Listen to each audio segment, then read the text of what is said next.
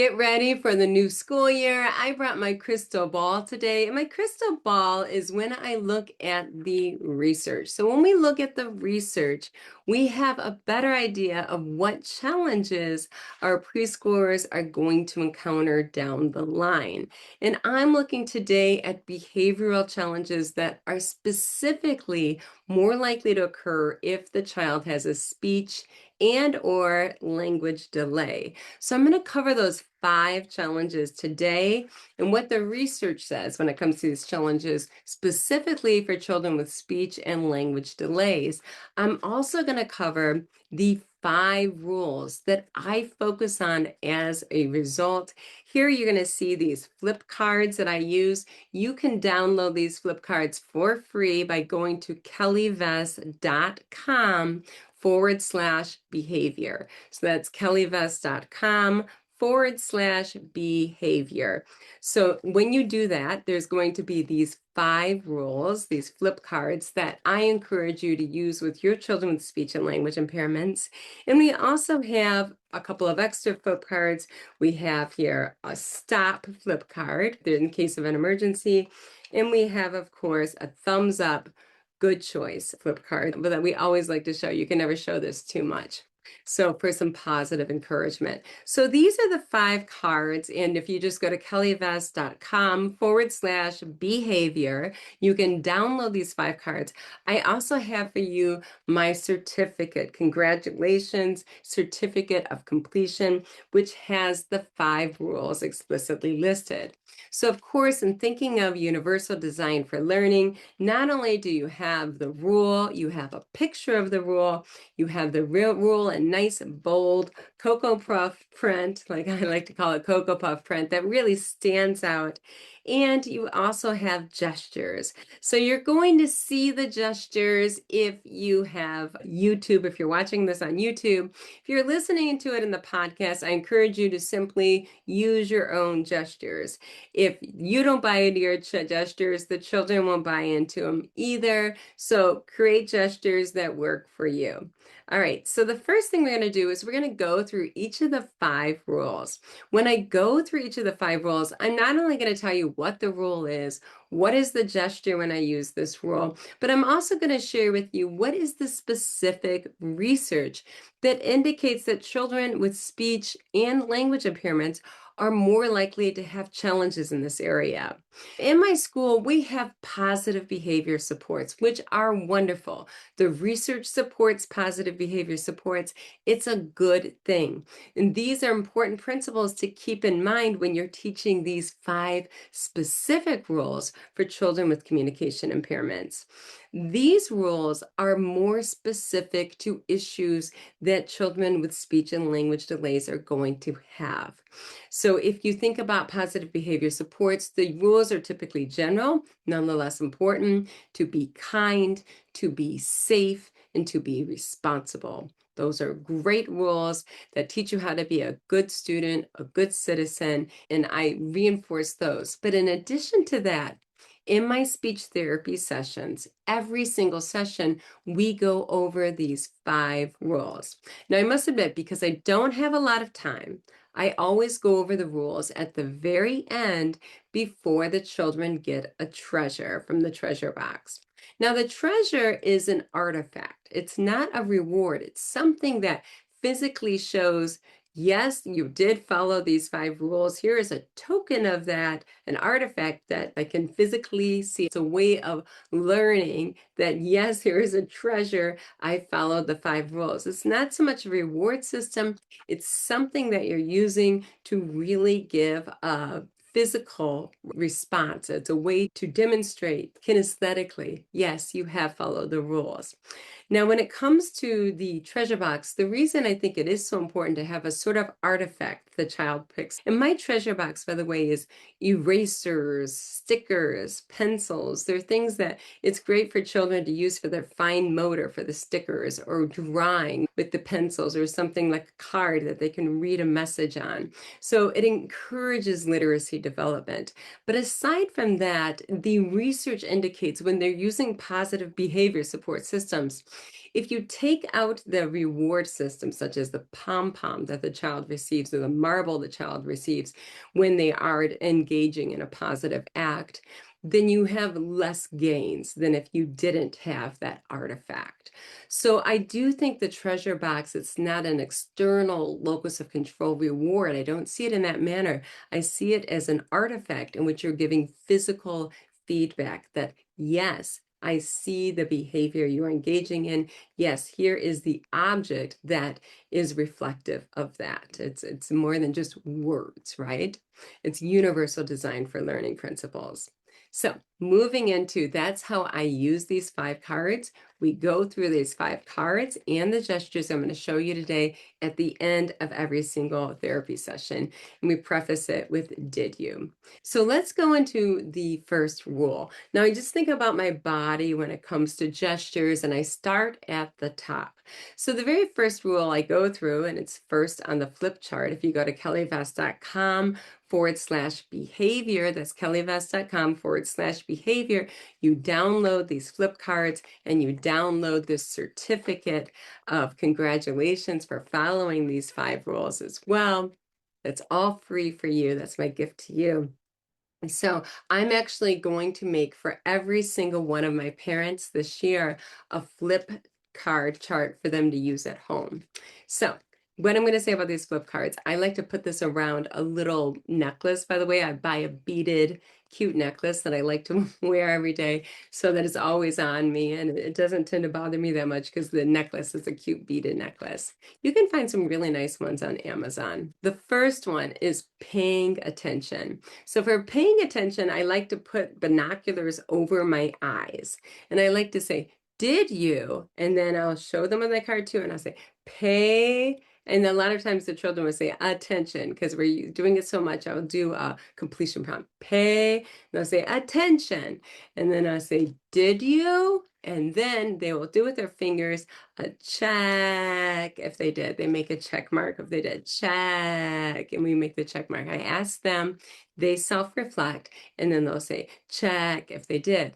So why is paying attention one of the 5 golden rules that I've selected for children with communication impairments? It's because the research indicates that children with developmental language disorder are more likely to have difficulty in having sustained attention over time. So this is a challenging area in terms of executive function for children with developmental language disorder. For children with speech sound disorders, there's also been some research from 2014. It's a little dated, but it has still found that children with speech sound disorders, where it's articulation, not language, but they're more likely to have difficulty with auditory and visual sustained attention tasks. So both children with language impairment and children with speech sound disorders are at greater risk for having attentional difficulties. So I want to be proactive, and I want to explicitly teach them that paying attention is a valuable behavior to learn. And that's something to reflect on, whether they paid attention. We make binoculars with our eyes. So then we go check. Then I go to the next flip. If you download this at kellyvest.com/behavior, you'll have yours as well. The next question is, and I take a telephone to my ear and I say, did you answer every single question? So why have I chosen that for children with speech and language delays? And that's because for children with language delays, the research indicates that they're at risk for having difficulty answering questions. And not only is it in an auditory processing sense of the word and not comprehending the questions, but they've also found in the research that questions that they knew the answer to, they were more reluctant to respond to. So pragmatically even, answering questions and realizing that if someone throws a question your way, the social expectation is that you are to answer that question, either by saying, I don't know, if you don't know the answer, or providing an answer if you do. So we want to teach them that social proactive behavior, knowing that children with developmental language disorder are more likely to not answer questions, whether they know the answer or whether they don't.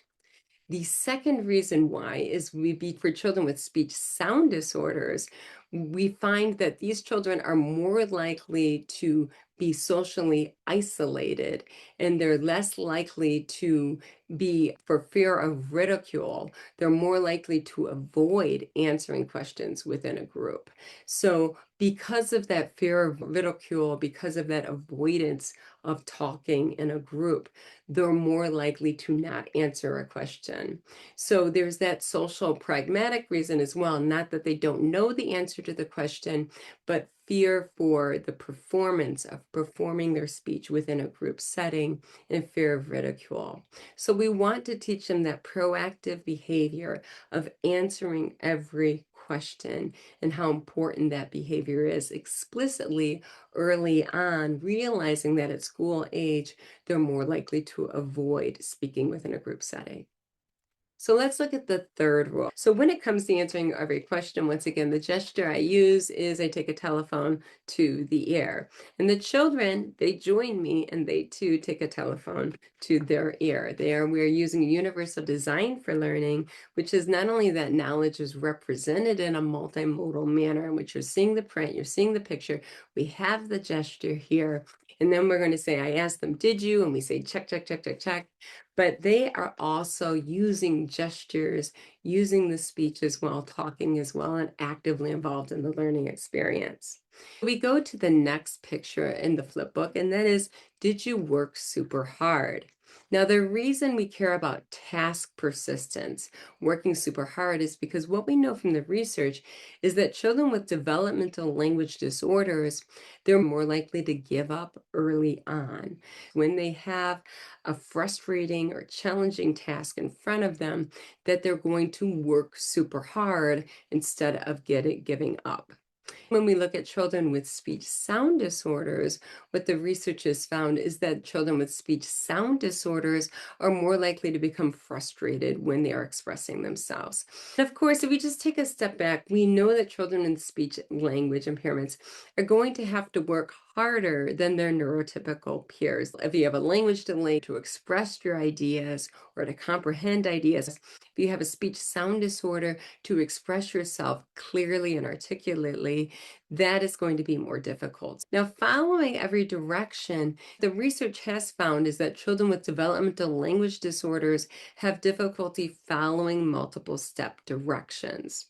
Now, this was some recent research that came out of Baghdad, Iraq, to the clinic of 300 children with speech sound disorders ranging in severity from child apraxia of speech to articulation impairment and everything in between. What they found is that children in this clinic are more likely than the neurotypical population to have less of a willingness to following directions to participate in the speech therapy task. So going to number 5. So when we talk about following every directions, the gesture I like to use is I hold up my hand, so it's kind of a piece of wood, and we're chopping the wood. Then we're going to the next one, and that is keeping your hands to yourself. For keeping your hands to yourself, the research indicates that children with both language delays and speech delays are more likely to have self-regulation difficulties. In terms of the children with language delays, they found that there is weaker executive function skills and that these children are more likely to be physically aggressive. This not only shows in the preschool years, but also in the elementary, particularly boys, are more likely to show physical aggression towards others. Now, moving back to Baghdad and Iraq, in this study that's going to be in your show notes of 300 children that have speech sound disorders, the therapists that were working with them there also found behavioral difficulties with the children that had speech sound disorders. They noted that there was physical aggression in terms of hitting, kicking, and scratching was prevalent for the children with speech sound disorders, the 300 children that they worked with in that clinic there that had mild, moderate, or severe speech sound disorders. So those are the 5 rules that I want to emphasize and I want to be proactive on, knowing that I have my crystal ball, i.e. the research that is indicating that these are 5 areas that children with speech and language delays are going to struggle with behaviorally. So what we want to do is we want to use the positive behavior support method that is so well researched, and we want to combine that with these 5 rules that specifically deal with areas that are challenging for children with speech and language delays. So we're going to do that and not only combine the PBS, the positive behavior support strategies, we are additionally going to combine the universal design for learning. To sum it up, when it comes to the positive behavior support strategies, we want the children to have positive experiences 80% of the time. So how do I do that with these rules? What I do is they say, catch the child being good, in quotes. But what I mean is I will just go ahead, show them the pay attention or make a pay attention gesture and give them a thumbs up. And then I can tell them, I can see that you are paying attention. Thumbs up. So I catch them throughout the day and I'll flip it up here. Big muscles. You are working super hard. I'm showing the picture of the specific explicit rule that I see them doing throughout the day. And then I'm giving it to them verbally. They're seeing the print. So that's really where your emphasis wants to be, not on redirecting. We don't want to be redirecting the child 80% of the day. We want to be giving them positive input throughout the day using these rules. So what I often see people do when they get these rule cards is they use them as redirection cards, in which they're constantly bombarding the child and redirecting the child and showing them what they should not be doing and correcting them all day. No one wants to be corrected every step you take. You can't do anything right. We don't want to do that. These cards are positive. This is to give positive encouragement of these 5 positive behaviors. We proactively want to explicitly make clear that these are positive behaviors that we want to see, and we want to reinforce these positive behaviors by reviewing them and giving an artifact. Within the therapy sessions, at the very end of the therapy session, we go through each of these 5 rules. And then after that, they pick a treasure. Now, sometimes the child might not pick a treasure. The child may not have followed every single direction. Okay, let's come and sit down. And the child might have gone the other way looking at me the whole time. And we go through that and we say, did you follow every direction? And they didn't. So it's like, you know what? We didn't get a treasure today. But next week, we're going to remember to follow every single direction and you're going to get a treasure then. That's okay. We all make mistakes. We just made a mistake and forgot this week that we need to follow every direction. You don't make a big deal about it. You do make sure that 80% of the time the child is successful. 80% of the time or more, they're getting a treasure. You don't want the child to be in a hole that they can't get out of. But that is how I use it in therapy when I'm working with peers, if I'm working with a group of 3, if I'm working with a single child. In the large group setting, we go through the rules to start the day and also to end the day, like on the positive behavior support strategies. Did we do this as a group and we go through all the rules and we do check? I like to hit the ground and drum the ground with them when we do our check because that's really fun. It makes a nice drum beat circle. And then after around that, I will go around with bubbles for each of them. They'll fall on their head. Or I might take a little bit of glitter and I put it on my finger and I'll ask them, do you want it on your head or do you want it on your foot? And then I'll put a little sparkle on their foot, which I call magic dust or superstar dust, which they get for following all the rules. It's a really quick artifact. Once again, I don't want you to think of it as a reward in which someone else is in charge of the child's behavior. You're stating objectively what they did, and they're getting a little artifact that demonstrates that they did follow these 5 rules. It makes it more concrete for them. And as I said before, they have done the research on positive behavior support systems. If you take away that artifact, or if you have that artifact, and having that artifact produces better outcomes. So I always like to have the numbers and the research to support it, besides the theory experience in the individual child. I want you to do what you do best. Go to kellivest.com/behavior and take that and download. You're going to love it. This is a beautiful certificate. These are beautiful flip cards, and wear it around your neck and put it on a cute necklace that you enjoy wearing all year. You're looking ahead proactively at challenges that lie ahead. And what you're going to do is you're going to explicitly teach them the rules of the game so that they can be successful students, so that they can be successful communicators pragmatically. So give them a leg up. And with that, roll up your sleeves and make the world a better place, one child at a time. And one final note, if you have not completed the AAC survey, do so soon. I need to hear your input. I believe we have to date 190 complete surveys. Now, if you're not a speech pathologist, I really want to hear from you. If you are a paraprofessional, if you are a special educator, if you are a parent, if you're someone who works with one child who uses a tablet such as an iPad that has an AAC device on it, I want to hear your opinion, whether you're a caregiver, whether you're an occupational therapist, physical therapist, teacher, paraprofessional, ABA tutor, BCBA. I really want to get your input. This fall, I will be presenting at ASHA. I'll also be doing a policy presentation at the Division for Autism and Developmental Disabilities for the Council for Exceptional Children.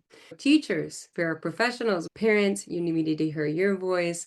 From all over the United States, you are experiencing the same issues on your back porch. Your voice needs to be heard. The more voices, the better. 200 is great. It would be even better if we could get 400. I also thank you for completing the survey. As far as the survey is concerned, we have an 87% completion rate. That is excellent, especially considering that the survey is comprehensive. It's 15 to 20 minutes long. Now, you are going to receive a wonderful, if I do say so myself, AAC toolkit with in Spanish, Arabic, English, for the ready to share, ready to use materials, make AAC implementation absolutely easier for you. You're going to have a goal bank. You're going to have a video training to share with parents. You are going to also have a handout to share with parents about high-tech AAC. This is a nice kit that makes your job easier, and it's in Spanish, Arabic, and English. So I'm here to help you as much as I can. I know I'm asking a lot out of you to complete a 15 to 20 minute survey. The survey is that long for a reason, because if you know intervention, the details matter. They don't matter a little, they matter a lot. So I want you to press on that link, have your voice heard.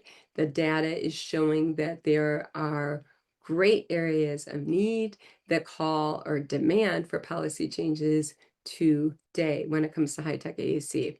The more voices, the louder the call. Please make sure to complete that so we can be agents of change together. We are better. Thank you so much. I'll see you next week.